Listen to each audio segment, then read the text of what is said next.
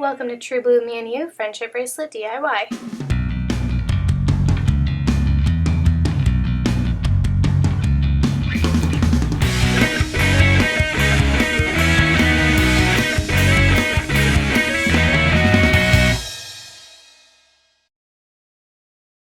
You will need various colored embroidery floss, a button, a pair of scissors, frayed check, tape, and a little bit of water. Let's get started.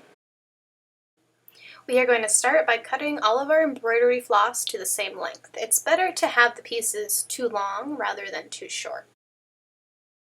We are going to go ahead and fold our embroidery floss in half and tie a knot at the end. I like to tie mine around my pinky finger. I find it gets it to be just the right size. I am going to tape my embroidery floss to the table. You don't have to tape it to a table. You can tape it to a clipboard or a pillow or whatever you want, really. I'm going to go ahead and pull out the first color I want to use. I'm going to start with red, so I will pull out one of my red strings.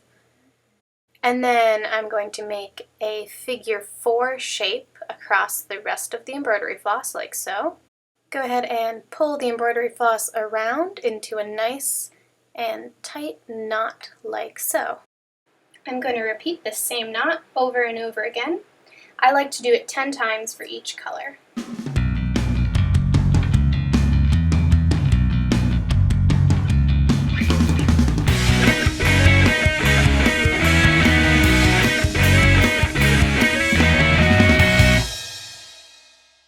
Once my embroidery floss gets a bit too far to the right, I pull it under and I go ahead and do my same figure 4 knot.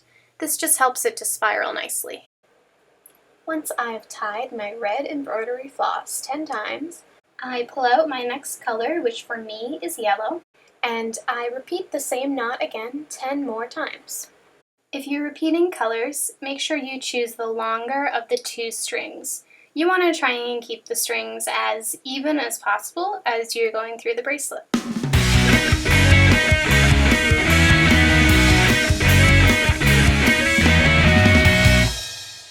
I've completed my bracelet, so I'm going to go ahead and tie a knot at the end of it. I'm going to tie a button onto the end of the bracelet so that I can hook it together easily. This is where the water will come in handy. I use the water to smooth out the embroidery floss because it tends to fray by the time you get to the end of the bracelet. So I thread 2 strings through my button and I wrap them around the remaining embroidery floss as well as around the button a few times, and then I tie them together to secure the button in place. And then I just cut off any extra embroidery floss I have. I use spray check over my knot to help it to stay in place longer, but this is an optional step. You don't have to do this if you don't want to. Thanks for watching!